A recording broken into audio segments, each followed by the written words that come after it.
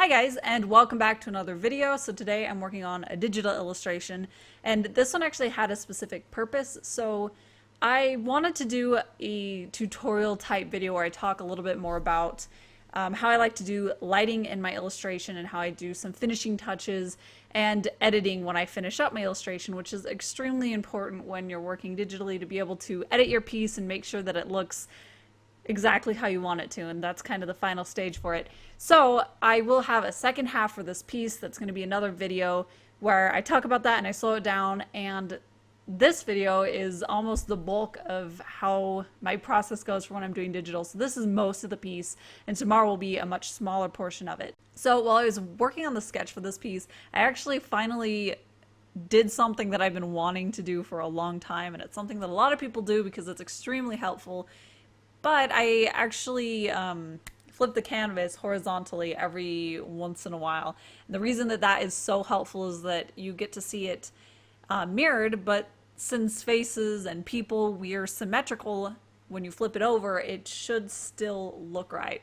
So a lot of times I will draw a face or a figure and then I flip it over, and then you see all those weaknesses that your mind is attuned to seeing it already, so you don't notice it as a mistake. But when you flip it, you see it in a new light and you're able to see it with fresh eyes, and it's extremely helpful. One of the things that I struggle with is when I'm drawing eyes, the foreshortened one, so the one that's shorter than the other, that's behind the nose. So when you're doing like a 3/4 view of the face, it's back behind it.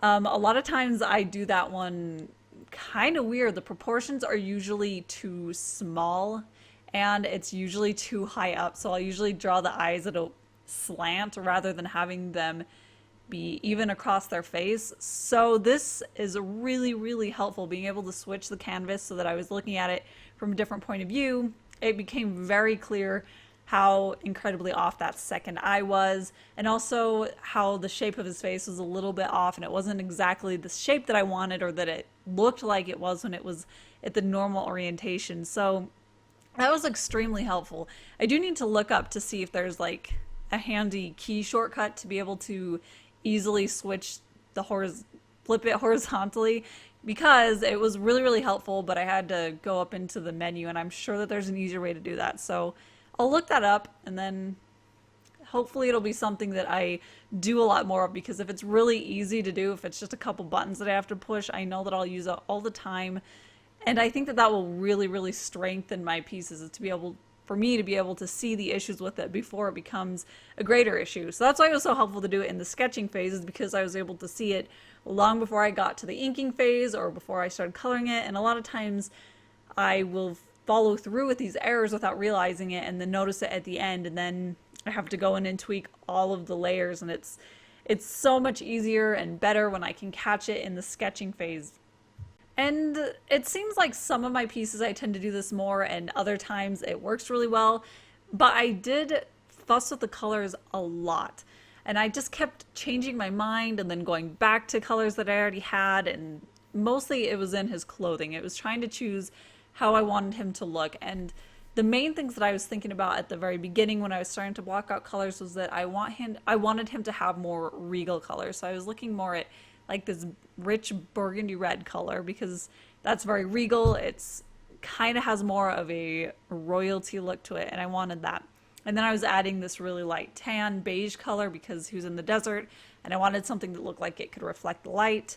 So I was going with that look, and then I started trying out a few different ones, and it took a long process of trying out a lot of different colors before I got to the point where I started feeling out how I wanted him to look. So I always had the goal of wanting him to look kind of more like royalty, and I wanted that to come through with his colors, but I also wanted it to look a little bit deserty. So ultimately I was able to find the colors just by trial and error, putting a new color down in a certain place and then deciding that that wasn't the right color, or deciding I wanted that color. And it actually was pretty fun in this instance. I was able to try a lot of different things and see how those colors affected how he looked and how his character looked and how it changed how I saw his personality. So it was a lot of fun, and it was really exciting when I finally got to the point where I felt that I got the colors right, and then it had the kind of regality to it that I wanted, and it showed his personality. So that was actually really a fun process, but it was also something that I ended up taking a lot longer on